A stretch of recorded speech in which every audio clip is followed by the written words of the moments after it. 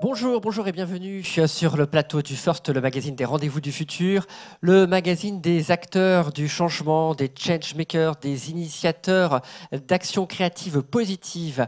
Cette émission s'inscrit dans le cadre de la Social Good Week et la semaine du web social et solidaire. On va en parler un petit peu après pour vous dire ce que l'on met derrière ces termes de web social et solidaire. Et ici dans cette émission, avec Rémi, nous avons le plaisir d'accueillir Yannick Blanc. Bonjour Yannick. Bonjour. Vous êtes ici pour représenter la Fonda. On va passer donc ce temps ensemble autour de questions, de réflexions sous forme de dialogue. Et ce que je propose, c'est que Rémi, dans un premier temps, tu nous dresses un petit peu le portrait de Yannick Blanc pour initier la discussion. Alors Yannick, on peut dire que vous êtes un passionné de la vie associative depuis toujours.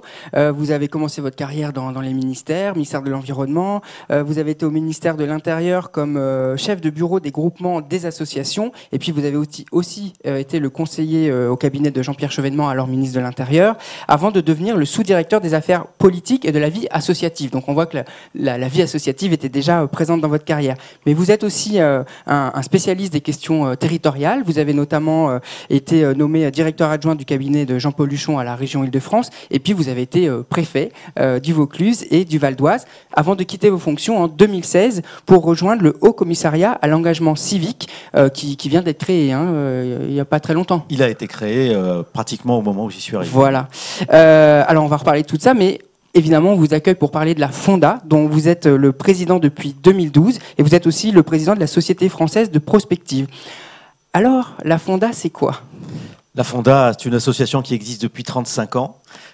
Pendant longtemps, la Fonda a été le seul endroit où les associations de différents univers culturels, idéologiques se retrouvaient pour travailler ensemble. Dans les années 80, il y avait encore un fossé entre les associations de la mouvance laïque et celles de la mouvance catholique, par exemple. Et elles se retrouvaient à la Fonda. La Fonda est un laboratoire d'idées. Elle a beaucoup travaillé à cette époque sur les relations entre les associations et les pouvoirs publics. Elle a beaucoup œuvré pour que le fait associatif soit reconnu par les pouvoirs publics. C'est à la Fonda qu'on a écrit l'amendement Coluche qui a créé la déduction fiscale sur les dons faits aux associations. C'est là qu'on a imaginé les instances de concertation entre le monde associatif et les pouvoirs publics. Et puis quand ce travail-là a été fait et que ces instances ont été créées, la Fonda a continué son travail en se tournant davantage vers l'innovation sociale et elle mène depuis 2011 une démarche de prospective destinée aux associations intitulée Faire ensemble 2020. Alors justement, est-ce que vous pouvez nous parler de quelques actions concrètes qui ont été menées par la Fonda ? La Fonda est un endroit où on élabore, on discute et on fournit des outils pour la réflexion aux associations. Donc c'est un endroit de formation et de réflexion. Juste à l'instant, du coup, alors qui fait partie en fait de la Fonda en fait ? Ce sont des représentants, des associations ? Comment ça se passe ? La Fonda, les membres de la Fonda sont là à titre personnel. Voilà. La Fonda n'est pas un lieu représentatif ou une plateforme entre associations. Ça, c'est le mouvement associatif qui joue ce rôle-là. Nous sommes un laboratoire d'idées, donc c'est un endroit où on pense librement, où on confronte et où on mène de la controverse quand c'est nécessaire. On va le faire dans les semaines qui viennent, par exemple, sur le revenu universel, qui est un problème très, très controversé en ce moment. Mais ce sont des personnes qui sont là à titre individuel. Nous avons des groupes de travail, nous avons des ateliers, nous réalisons tous les 2 ans une université de prospective et nous formons les responsables associatifs de tout niveau à la démarche prospective pour les aider à travailler sur leur démarche stratégique, sur leur modèle économique, sur l'évolution, par exemple, des formes de l'engagement bénévole. On essaye d'outiller les acteurs associatifs pour accompagner et, si possible, pour anticiper sur les changements de la société. Alors, est-ce que vous pouvez nous parler de ce programme Faire ensemble 2020 ? Qui est un exercice de prospective, vous dites. Voilà, on l'a lancé en 2010, c'était de la prospective à 10 ans au début. Et puis le temps passe, ça s'appelle encore Faire ensemble 2020. Un de ces jours, ça va changer de nom.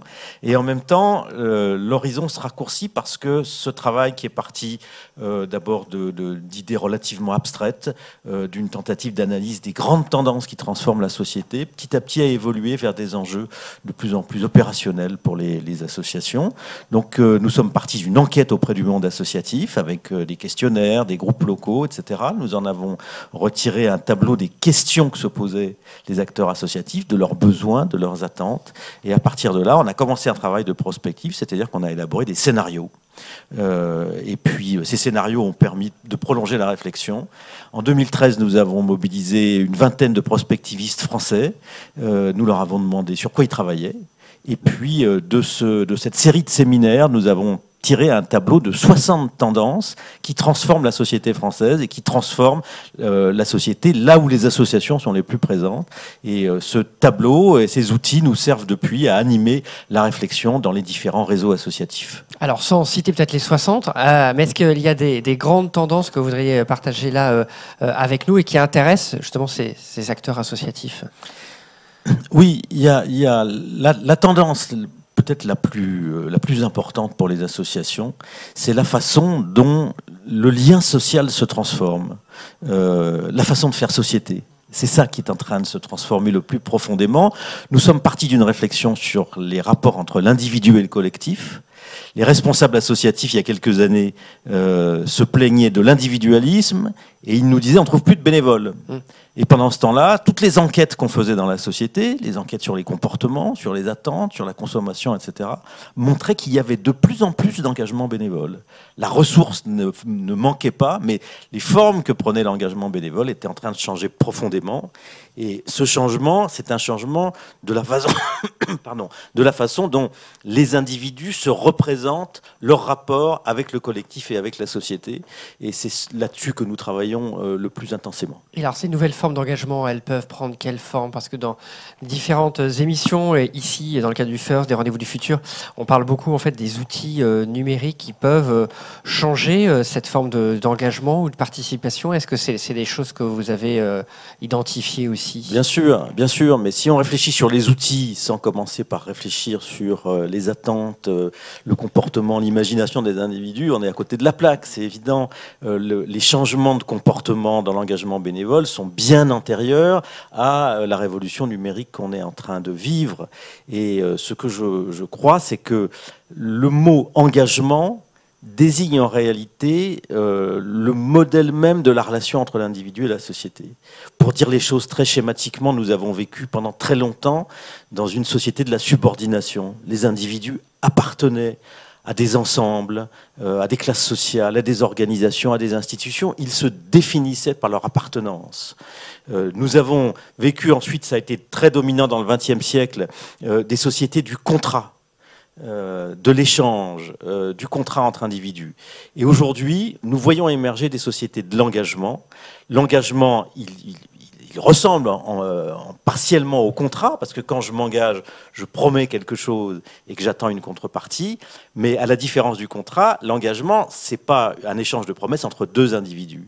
C'est un individu qui partage une promesse avec un groupe et qui s'engage à la réaliser. Mais je lisais une de vos interviews où vous disiez que quand même l'engagement a changé, mais maintenant on ne s'engage plus pour des causes abstraites, on veut voir le résultat, et notamment pour des causes hyper locales. On a reçu dans une de nos émissions Entourage, le réseau Entourage. Donc vous dites, on veut s'engager non pas pour des causes abstraites, mais on veut voir le résultat. On veut voir le résultat. Quand on était dans la société de l'appartenance et de la subordination, on s'engageait effectivement pour des grandes causes, pour des mouvements. Aujourd'hui, on veut s'engager par rapport à quelque chose de concret. C'est pas forcément hyper local, parce qu'on s'aperçoit que y a des mouvements d'empathie très forts pour des phénomènes qui se déroulent à l'autre bout de la planète. Donc, mais ça n'empêche que ceux qui s'engagent pour faire de la coopération internationale, pour faire de l'action humanitaire par exemple, ils veulent des preuves tangibles de ce que leur engagement, même si c'est un engagement en un clic, même si je clique pour donner 50 € pour Haïti, pour les victimes du tsunami, je veux des preuves de l'efficacité concrète de ce que je fais. Et ça, c'est au cœur des formes de l'engagement aujourd'hui. Et qu'est-ce que le numérique a changé pour les associations, concrètement ? Comment vous voyez cette évolution ? Le numérique pour les associations, comme pour les entreprises, comme pour les administrations, accélère les changements qui ont commencé avant lui. Il rend les choses plus fluides, il les rend plus rapides, il rend les individus plus insaisissables. On peut, sur une pétition en ligne, on peut mobiliser des millions de gens en quelques semaines, mais on les perd aussi vite qu'on les a mobilisés. D'ailleurs, je précise que vous organisez le 7 décembre au NUMA, dans le cadre de la Social Good Week, une conférence qui s'appelle Le numérique, moteur du renouveau démocratique. On voit plein de formes émerger. Oui, il y a plein de formes qui émergent. Il n'y a pas que les pétitions en ligne, il y a les plateformes, il y a les forums sociaux. Il y a le collectif Ma Voix, il y a la primaire.org. On en a parlé justement au lancement de la Social Good Week, c'est vrai. Voilà, et le débat doit porter sur ce que ces outils permettent aux individus de faire. Les outils eux-mêmes ne créent pas de miracle. Il faut qu'on soit plus, qu'on mûrisse, qu'on soit plus efficace, qu'on soit plus pertinent sur la finalité qu'on recherche. Les outils amplifient notre capacité d'action, mais nous avons besoin de débats plus clairs entre nous sur ce que nous voulons faire en agissant. Le numérique n'est pas neutre, la tribune. La tribune, oui, la tribune de 10, co-écrite par Ismaël Lemouel et Léa Thomasin, dans le cadre de ce thème de la Social Good Week qui cette année est sur le thème de faire société, ce qui résonne. Si on revient, je voulais venir à quelque chose de très concret je crois que j'avais découvert moi l'année dernière, c'est ce jeu de cartes justement sur le thème Faire ensemble 2020. À la Fonda, vous êtes, alors je sais pas si vous êtes amusé, j'imagine, amusé à créer un jeu de rôle avec des cartes. Alors ça, je l'ai vu en œuvre, hein, avec différentes personnes qui jouaient avec des cartes, des rôles. Est-ce que vous pouvez nous en dire un petit peu plus ? Oui, quand on a commencé à faire de la prospective avait la réputation d'être une discipline pour initiés, pour experts. Et donc, il y avait un effet d'intimidation sur les gens. On a voulu briser la glace de cet effet d'intimidation. Et c'est comme ça que... le plus jeune d'entre nous, d'ailleurs, a imaginé ce jeu de cartes. C'est un jeu de rôle. Dans ce jeu de rôle, donc, on tire une carte qui vous donne un personnage, qui est un personnage de la société. Et puis ensuite, on tire une carte qui représente une tendance de la société. Et si c'est une tendance négative, pour pouvoir contrecarrer cette tendance, il faut passer des alliances avec les autres joueurs pour cumuler des points. Voilà, et ce qui fait gagner à ce jeu de cartes, c'est la capacité à avoir des partenaires et à monter des alliances. Voilà, est-ce que ces personnages, ça peut être l'État, les collectivités... L'État, l'entreprise, la collectivité locale, l'association, les acteurs de la société. Et montrer que du coup, on peut faire qu'ensemble, pour faire société. Bon. Exactement. Vous l'avez dit, la Fonda a un rôle de sensibilisation auprès des pouvoirs publics par rapport aux associations. Comment ça se manifeste ? Est-ce que vous leur remettez les rapports dont vous parlez ou les enquêtes que vous faites, les outils ? Comment ça se passe Ce travail de sensibilisation a longtemps été le travail de la Fonda. Aujourd'hui, les choses ont beaucoup changé.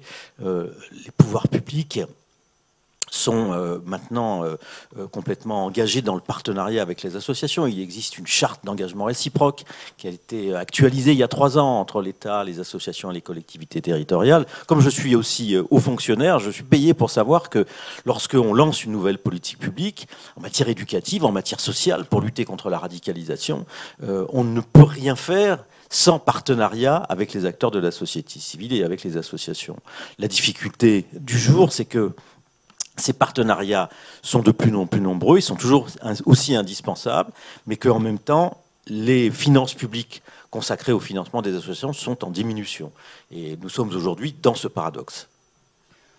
Engagement civique. Je crois que tu voulais poser une question à Yannick sur le haut commissariat. Oui, si vous pouvez nous en parler, vous êtes le haut commissaire à l'engagement civique. Voilà, est-ce que on l'a dit, ça vient d'être fondé, donc vous pouvez nous en parler ? J'ai 3 missions en tant que haut commissaire. Première mission, je suis le président de l'agence du service civique. Donc l'agence déploie le service civique à grande vitesse, de un peu plus de 20 000 jeunes volontaires en 2014, 53 000 en 2015. En quoi consiste le service civique ? Bien sûr, 100 000 volontaires en 2016. Donc, le service civique, c'est une mission d'intérêt général qu'un jeune peut effectuer entre 16 et 25 ans. Elle dure minimum 6 mois, maximum 12 mois. Et pendant cette mission qu'il effectue auprès d'une association, d'une collectivité locale ou d'un organisme public, il touche une indemnité de 577 € par mois. Voilà, c'est une école de l'engagement, le service civique, et les jeunes sont en train de s'emparer de cet outil avec beaucoup d'appétit et d'enthousiasme. Et pourquoi, selon vous, pourquoi les jeunes recherchent plus de missions de cet ordre-là, plus engagées, plus civiques? Les jeunes expriment, chaque fois, je les rencontre évidemment beaucoup depuis que j'occupe cette fonction, les jeunes expriment un désir d'engagement qu'ils définissent comme étant le fait d'être utile et de se sentir utile. Ils ont besoin qu'on reconnaisse leur contribution à la société. Et en même temps, ils sont en train de s'emparer du service civique comme d'un outil d'orientation et de formation professionnelle. C'est-à-dire qu'ils nous disent l'orientation dans le système scolaire, dans le système universitaire, est souvent une orientation prescrite. C'est-à-dire qu'on teste le jeune, on essaye de détecter ses aptitudes, et puis on lui dit « toi, tu es fait pour ça et tu feras ça ». Et puis, dans beaucoup de cas, ça ne marche pas. Et ce que font les jeunes, c'est que dans un parcours d'études, qu'ils soient en situation d'échec ou qu'ils aient eu un diplôme, ils font une pause et ils se servent de cette expérience d'engagement pour se tester, pour se révéler à eux-mêmes leurs aptitudes, leurs envies, leurs vocations parfois. Et ça donne des résultats assez étonnants. Une forme d'engagement, justement, qu'on retrouve aussi dans le milieu entrepreneurial. Alors j'avais une petite question, c'est comment vous voyez ce lien entre des entreprises qui sont de plus en plus sociales, qui ont de plus en plus d'importance, et les associations dont on dit que, justement, il y a des liens à faire entre l'association et l'entreprise. Mais pourquoi est-ce que l'entreprise recherche de plus en plus l'engagement de ses salariés? Ou une quête de sens, peut-être plus de sens. Ça revient au même. C'est la même vous chose. l'avez entendu ce mot, vous l'avez entendu les chefs d'entreprise ou les DRH dire comment retrouver l'engagement de nos salariés. Parce que dans l'entreprise, le lien de subordination ne suffit plus à faire vivre la communauté de l'entreprise. Il faut quelque chose de plus, et ce quelque chose de plus, c'est la reconnaissance qu'on apporte à l'autonomie de l'individu. Le salarié, il ne suffit pas d'avoir une place dans un organigramme pour se sentir à sa place dans une entreprise. Il faut que la capacité contributive de chacun d'entre nous soit reconnue. C'est ça l'engagement. Et ça, c'est quelque chose que l'on trouve dans l'engagement bénévole. Une association qui mobilise des bénévoles, si elle veut en recruter, si elle veut les garder, si elle veut les renouveler régulièrement, elle doit faire ce travail de reconnaissance de la contribution de chacun. Les entreprises ont beaucoup à apprendre sur ce terrain. Oui, parce que vous en parliez aussi, le plus difficile, c'est de mobiliser dans la durée les bénévoles. Une association, c'est maintenant avec tous les outils de communication, c'est facile de les faire venir, de les faire aller sur son site, de les faire participer éventuellement à une action. Mais ensuite, comment les associations peuvent fidéliser dans l'engagement sur une cause ou une autre ? C'est le travail de faire vivre son projet associatif. Il faut à la fois lui assurer de la cohérence, de la continuité. C'est ce que dans une association comme dans une entreprise d'ailleurs on appelle les valeurs. On s'engage au nom de certaines valeurs, donc ces valeurs il faut les énoncer, il faut montrer en quoi elles sont pertinentes, il faut montrer en quoi elles s'appliquent à des situations concrètes, et puis il faut évidemment année après année renouveler les actions, mesurer l'impact de ce que l'on fait, car un des moteurs de l'engagement bénévole, vous le disiez tout à l'heure, on veut voir le résultat de son engagement.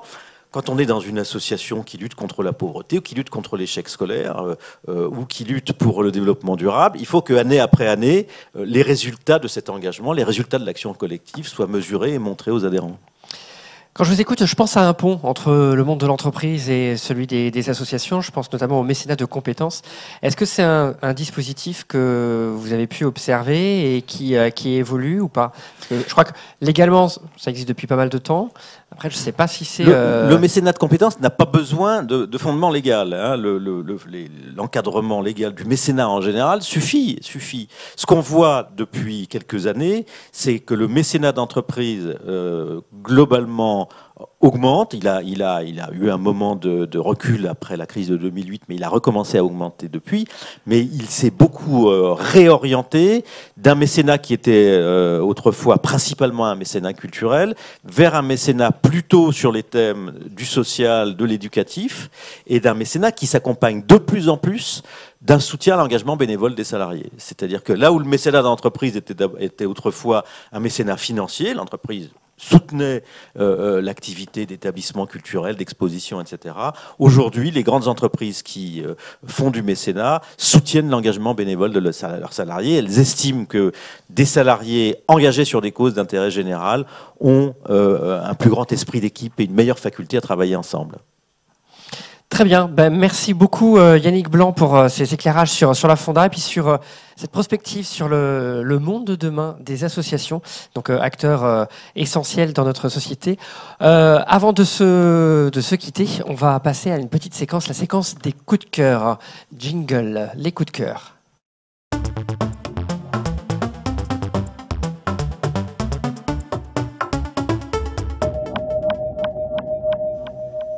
Alors la séquence des coups de cœur, c'est tout simple, Yannick, on va faire un petit tour de table, on va échanger des coups de cœur personnels, individuels, des choses qui nous ont fait peut-être vibrer ces derniers temps, ces derniers jours.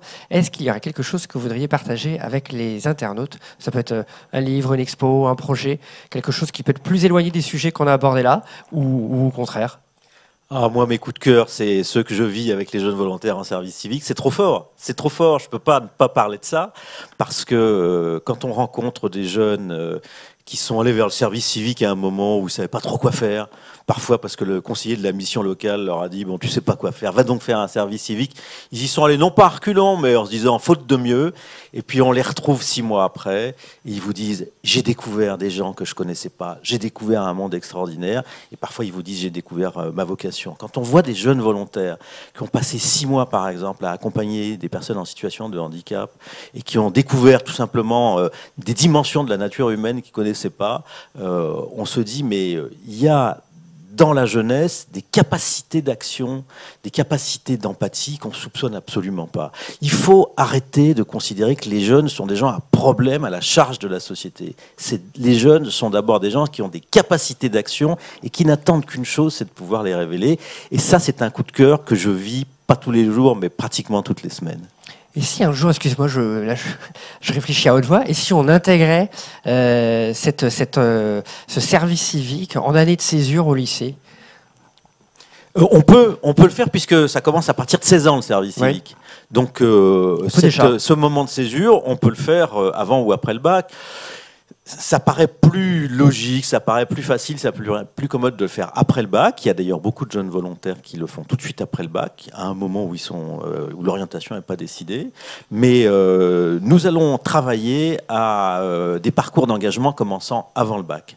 Il y a déjà des expériences qui existent dès le collège.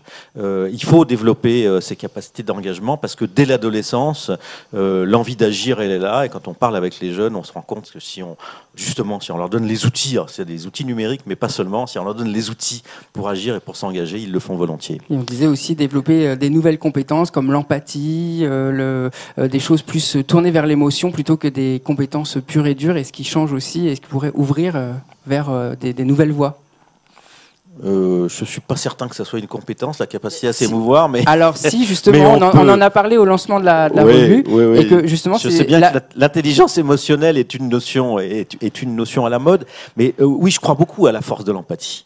Parce que dans un monde où les individus sont de plus en plus autonomes et où nous avons, avec le numérique en particulier, de plus en plus facilement accès à des gens qui sont très différents de nous, l'empathie est une attitude assez spontanée. Et il faut que nous l'intégrions à nos façons de travailler et à vivre ensemble. Merci Yannick pour cet échange passionnant. En principe, le coup de cœur, c'est 30 secondes par personne, mais on a envie de continuer. Je ne sais pas, est-ce que Rémi, on a le temps? Très rapidement, juste mon coup de cœur, c'est André Serrano, qui est à la Maison européenne de la photographie. C'est un photographe qui parfois dérange, mais qui nous montre une réalité qu'il faut voir, tout en ayant une esthétique vraiment très belle, très pure, qui parle des sans-abri, parle de l'identité notamment américaine. Voilà, c'est à la Maison européenne de la photographie à Paris jusqu'au 29 janvier, donc je vous conseille d'y aller. Merci Rémi. Bon, alors je vais prendre aussi 30 secondes pour partager avec vous mon coup de cœur. Une fois n'est pas coutume, il est musical. On va entendre l'extrait derrière ma voix. C'est un groupe qui s'appelle Vendredi. Il avait été signé sur un label assez brillantissime, le label No Format, avec un titre de musique électronique très mélodique et du coup très organique. Et voilà, j'aime beaucoup en fait quand on change en fait les représentations et là on trouve de l'organique dans le numérique et ça pourrait être dans l'autre sens et voilà. Merci beaucoup Yannick. Merci à vous. Merci d'être venu sur le plateau du First. Merci Rémi. Merci aux personnes qui ont permis de réaliser, de rendre possible ce programme, ce magazine, à savoir Triple C, JD Carré et Le Cube. Merci à notre partenaire, le Digital Society Forum. Vous allez retrouver très bientôt cette émission qui avait été tournée en live. Vous allez le retrouver maintenant très bientôt sur le site des Rendez-vous du Futur. Suivez-nous sur les réseaux sociaux avec le hashtag RDVF et Social Good Week pour le sujet qui nous intéressait aujourd'hui. Merci, à bientôt.